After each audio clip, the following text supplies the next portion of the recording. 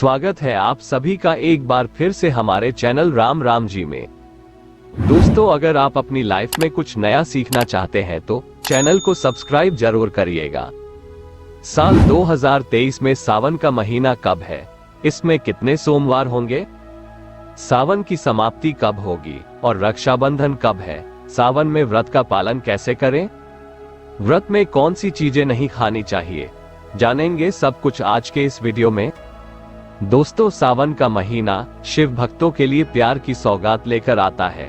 यही वह महीना है जिसे हम प्यार का महीना कहते हैं। शिव भक्त बड़ी जोर शोर से सावन के महीने का बड़ी ही बेसब्री से इंतजार करते हैं। सावन में भगवान शिव धरती पर आकर अपने हर भक्त के घर में वास करते हैं। सच्ची भक्ति करने पर धन धान्य से घर भर देते हैं। सावन का हर एक दिन बहुत ही शुभ माना जाता है। हर दिन पवित्र होता है। हर दिन भगवान शिव की पूजा की जाती है। लेकिन सोमवार के व्रत की बात ही कुछ और होती है। सावन के बारे में हर बात बताने से पहले दोस्तों कमेंट बॉक्स में लिखें हर हर महादेव, ओम नमः शिवाय।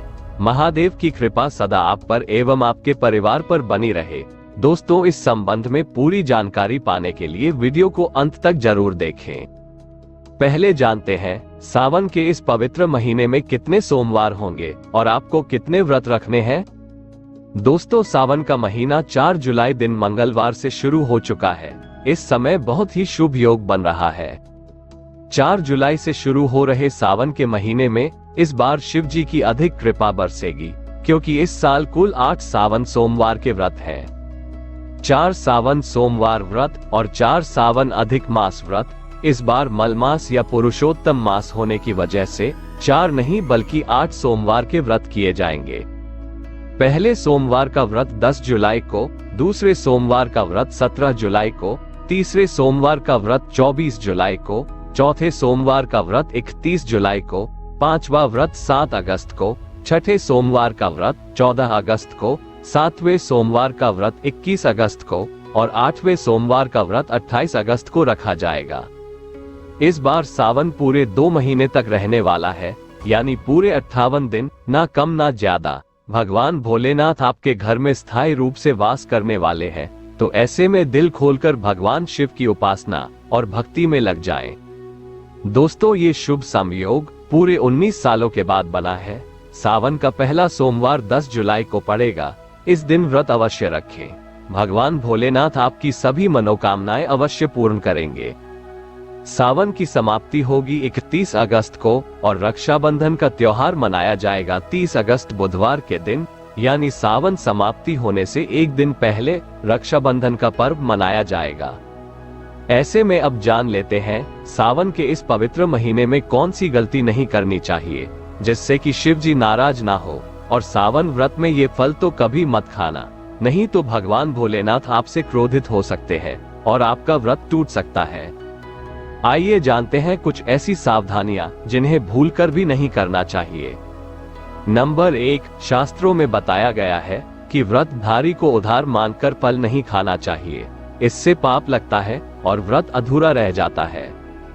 सोमवार का व्रत हो या कोई और व्रत में पड़ोसियों से मांगकर फल आदि खाना नहीं चाहिए।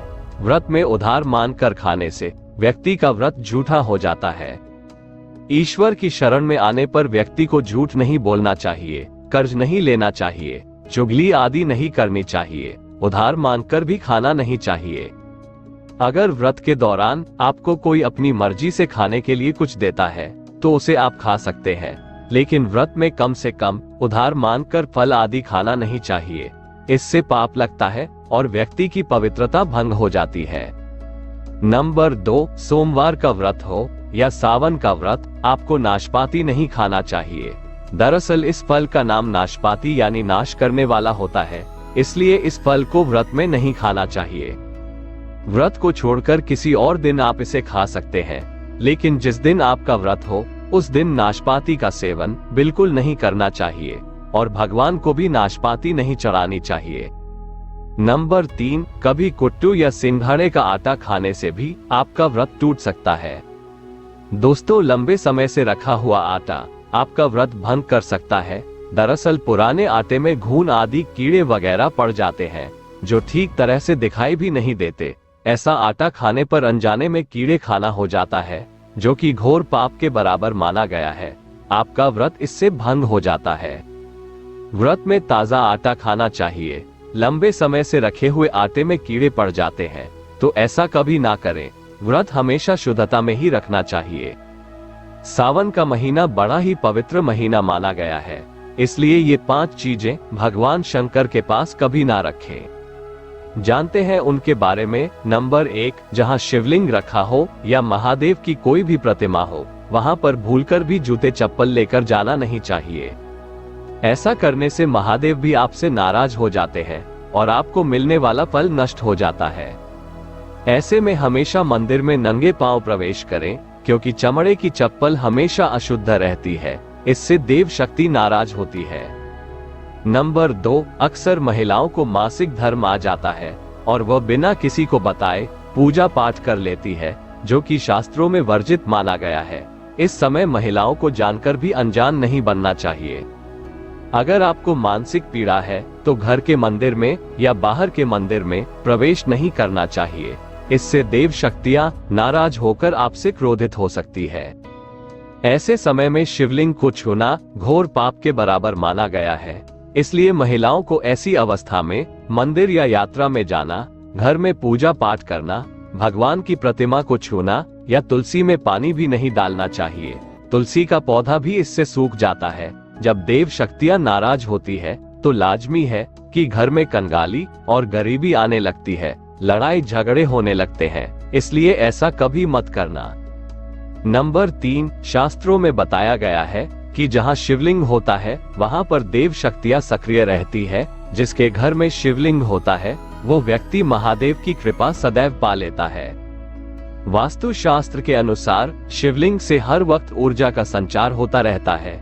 इसलिए शिवलिंग पर जलधारा हमेशा होनी चाहिए, जो ऊर्जा को शांत रखती है। कुछ लोग अपने घर में शिवलिंग तो रख लेते हैं, लेकिन वो कभी हफ्ते में एक बार जल चढ़ाते हैं। ऐसा करना बिल्कुल भी अच्छा नहीं माना जाता। अगर आप जल नहीं चढ़ा सकते तो आप अपने घर में शिवलिंग कभी स्थापित ना करें। नंबर 4, शास्त्रों में बताया गया है कि तुलसी और महादेव का बैर माना गया है। इसी कारण तुलसी में शिवलिंग और गणेश की प्रतिमा को नहीं रखा जाता। कई लोग जाने अनजाने में शिवलिंग को तुलसी में रख देते हैं और घर में परेशानियां आना शुरू हो जाती है। इससे महाशक्तियां क्रोधित हो जाती है। तो शिवलिंग पर तुलसी पत्र भी नहीं चढ़ाना चाहिए। याद रखें, तुलसी में और शिवलिंग में कुछ दूरी जरूर होनी चाहिए। नंबर 5, घर का मंदिर हो या बाहर का मंदिर, किसी भी मंदिर में ऐसे व्यक्ति को प्रवेश नहीं करना चाहिए जिसने स्त्री प्रसंग किया हो या उसने मांस खाया हो। अगर आप शारीरिक रूप से गंदे हैं तो मंदिर के आसपास भी नहीं जाना चाहिए। घर के बने मंदिर पर कोई कपड़ा डाल देना चाहिए। जरा आप ही सोचिए कि आप मांस खाकर या शारीरिक संबंध बनाकर भगवान के पास जाएंगे और क्या भगवान उससे प्रसन्न होंगे? बिल्कुल भी नहीं। वह आपसे क्रोधित हो सकते हैं, आपसे नाराज हो जाएंगे। शास्त्रों में इसे घोर पाप माना गया है। इससे व्यक्ति नरक में जाता है। ऐसा दुष्ट स्वभाव मनुष्य के बर्बादी का कारण माना गया है, तो ऐसा बिल्कुल ना करें। ईश्वर के सामने हमेशा नहा धोकर मन पवित्र लेकर ही जाना चाहिए। इससे सभी शक्तियां आपसे प्रसन्न रहती हैं। दोस्तों, सावन के महीने में महादेव को ऐसे बेलपत्र कभी मत चढ़ाना। इसे बहुत ही अशुभ माना जाता है। पौराणिक मान्यताओं के अनुसार बेलपत्र चढ़ाने से शिव जी का मस्तक शीतल रहता है। बेलपत्र से भगवान शिव की पूजा करने से दरिद्रता दूर होती है, व्यक्ति सौभाग्यशाली बनता है। इससे हनुमान जी भी प्रसन्न हो जाते हैं, क्योंकि वे शिव के ही अवतार हैं और इस बात को शायद ही कोई जानता हो। दोस्तों, अब आप ये जान लें कि बेलपत्र का उपयोग और इसके लाभ कैसे मिलते हैं। नंबर 1, तीनों लोकों में जितने तीर्थ स्थल प्रसिद्ध हैं, वे सभी तीर्थ स्थल बेलपत्र के मूल भाग में स्थित माने जाते हैं। इस बात को शायद ही कोई जानता हो।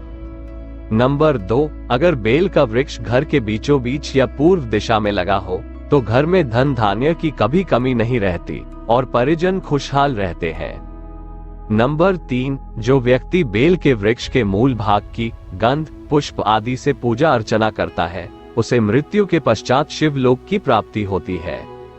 अब जानते हैं बेलपत्र से जुड़ी कुछ और खास बातें। दोस्तों, चतुर्थी, अष्टमी, नवमी, चतुर्दशी और अमावस्या इन तिथियों को, साथ ही संक्रांति के समय और सोमवार को बेलपत्र नहीं तोड़ना चाहिए। पूजा से एक दिन पहले ही बेलपत्र तोड़कर रख ले। बेलपत्र कभी भी अशुद्ध नहीं होता।